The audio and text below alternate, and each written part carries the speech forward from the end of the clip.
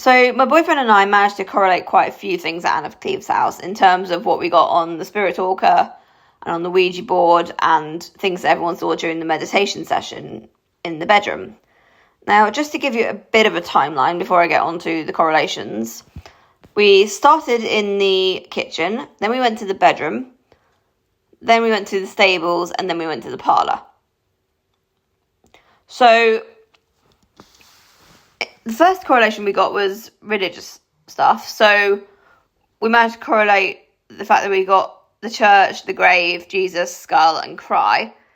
Now, Lewes is a very historic town, so it does have quite a few graveyards and graves. But because we got Jesus, we worked out it's probably a Catholic or a Christian church, or a church that does believe in God and Jesus.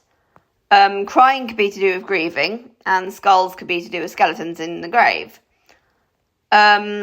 Which brings us to the ritual correlation. So the skulls could also be to do with the ritual.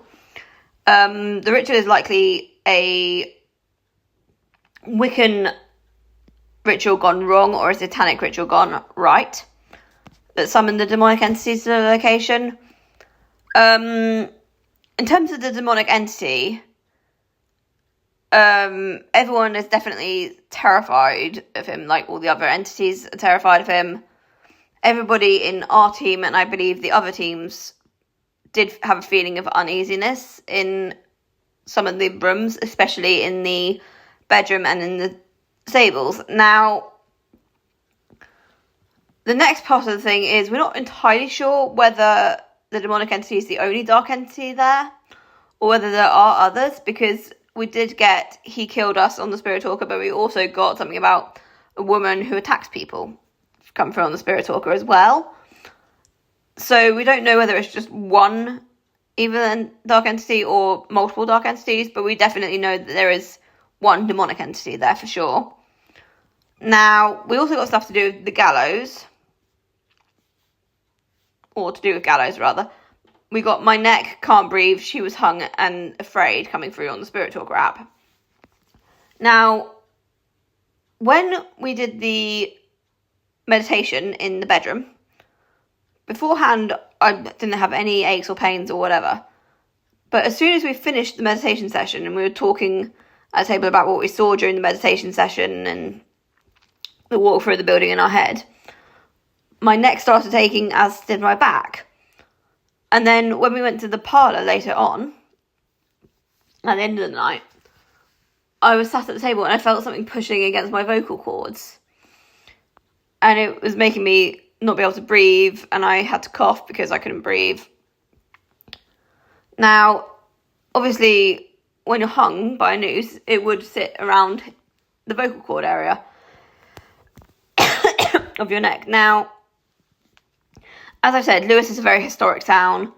It did have an old prison that got shut down years ago, and it now has a new prison. It has a castle, and there's a road called Gallows Bank. Now, because of all that stuff, a lot of hangings would have taken place back in the day. So we also correlated something to do with the battle side of things.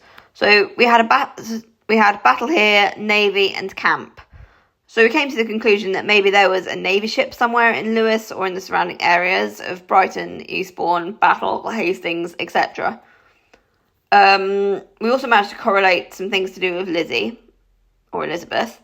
So obviously Elizabeth, Lizzie, and Beth are obviously all part of the same name because Lizzie and Beth are shortened versions of Elizabeth.